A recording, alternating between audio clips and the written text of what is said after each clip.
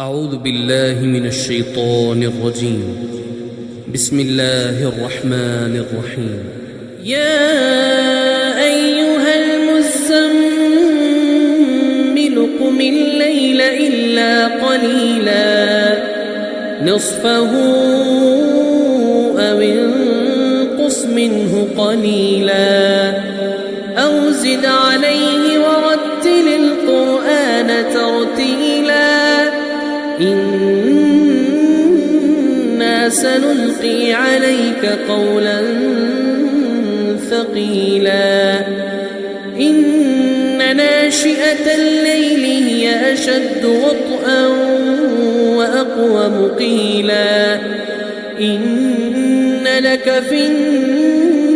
النهار سبحا طويلا واذكر اسم ربك وتبتل إليه تبتيلا رب المشرق والمغرب لا إله إلا هو فاتخذه وكيلا واصبر على ما يقولون واهجرهم هجرا جميلا وذرني والمكذبين أولي النعمة ومهلهم قليلا إن لدينا أنكالا وجحيما وطعاما ذا غصة وعذابا أليما يوم ترجف الأرض والجبال وكانت الجبال كثيبا مهيلا إنا أرسلنا إليكم رسولا شاهدا عليكم كما أرسلنا إلى فرعون رسولا فعصى فرعون الرسول فأخذناه أخذا وبيلا فكيف تتقون إن كفرتم يوما يجعل الولدان شيبا السماء منفطر به كان وعده مفعولا إن هذه تذكرة فمن شاء اتخذ إلى ربه سبيلا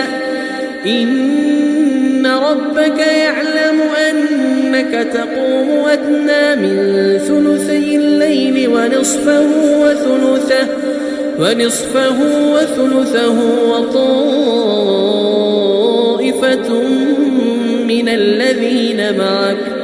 والله يقدر الليل والنهار علم أن لن تحصوه فتاب عليكم فاقرؤوا ما تيسر من القرآن علم أن سيكون منكم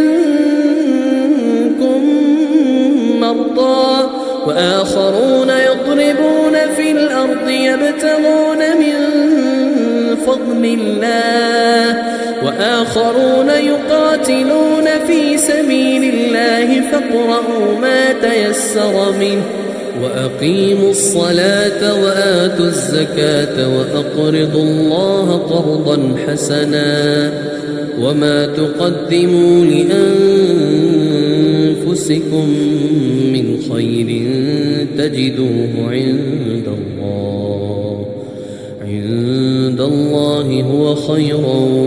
وأعظم أجرا واستغفروا الله